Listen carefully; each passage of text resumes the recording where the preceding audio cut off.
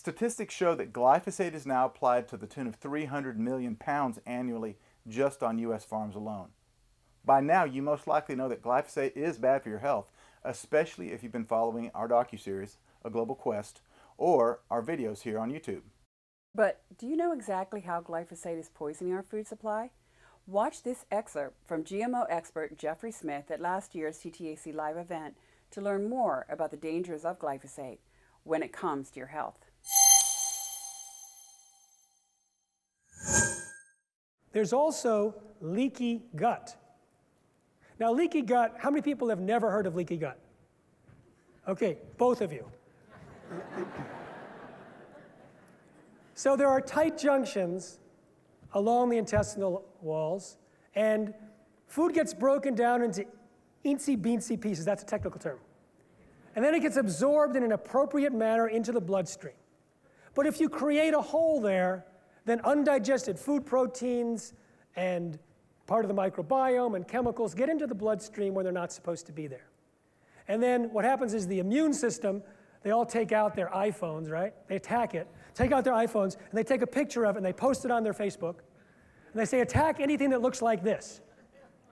But it's an old iPhone, it hasn't upgraded, it's pixelated. So the immune system attacks anything that looks like it, like the thyroid, like the microvilli, like the pancreas. That's what autoimmune disease is. The immune system attacking the body because of old iPhones and leaky gut. So that causes inflammation, and that can lead to cancer, and the carcinogenic properties, the aspects that are carcinogenic from inside the gut can end up getting through the leaky gut and causing cancer. Now, glyphosate was originally patented to clean boilers and pipes because it's a chelator. It grabs the minerals and strips them off the walls. It is the most powerful, widespread chelator. All the different minerals, it grabs them and doesn't let them go. And that's what drives many of its properties. So if it drives the property, if it takes the minerals from our food supply and makes them unavailable, that is a precursor to so many diseases. We heard Dr. Quillen in the opening remarks of this conference talk about nutrition and cancer. If you block the mineral absorption, like for example magnesium, you may have hell to pay if you're struggling with cancer. Now, in the last speaker and in several other speakers, they talk about mitochondria. Otto Warburg talked about it. He's a Nobel Prize winner. He describes cancer as a mitochondrial dysfunction. It turns out glyphosate is a mitochondrial toxin. There's at least 3 studies showing that it damages the mitochondria. It also blocks, because it blocks these minerals, the minerals allow certain pathways to occur. The cytochrome P450 pathway is very important to the body. It helps the liver detox. And so if you're not detoxing, then all the other toxins that are hanging around can cause problems. And it can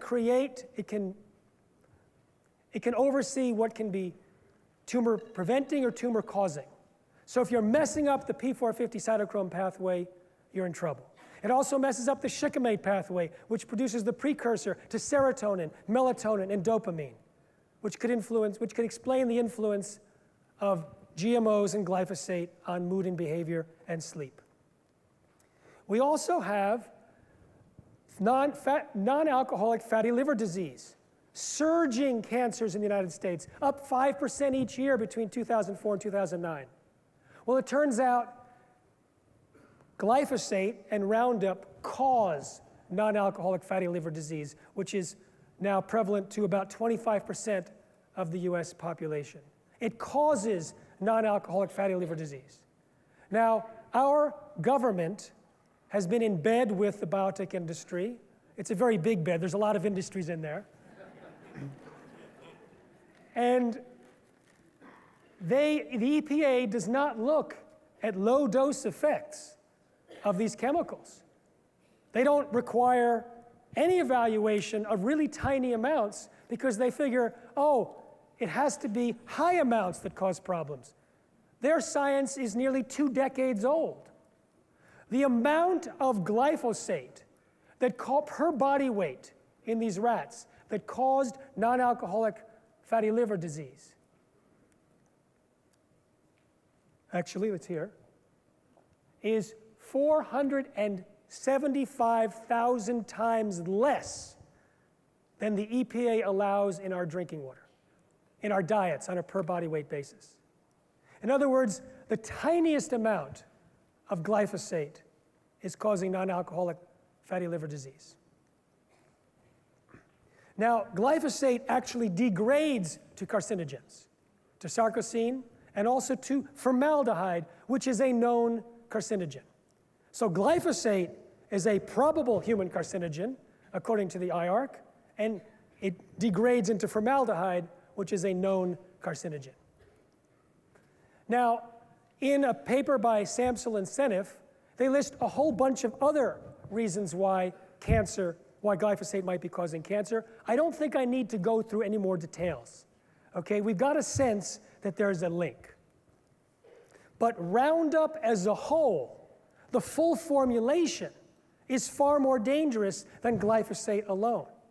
And the Environmental Protection Agency refuses to require tests on the whole formulation, even though Roundup can be 125 times more toxic than glyphosate alone. And part of the so-called inert ingredients are 10,000 times more toxic than glyphosate and also have endocrine disrupting effects. Thanks for watching. We hope you liked today's video. Make sure to head over to our website to keep reading more interesting science-based articles about your health and how to stay cancer-free. Just click on the link right here on the screen and make sure to subscribe to our channel so you won't miss any new videos. Thanks for watching.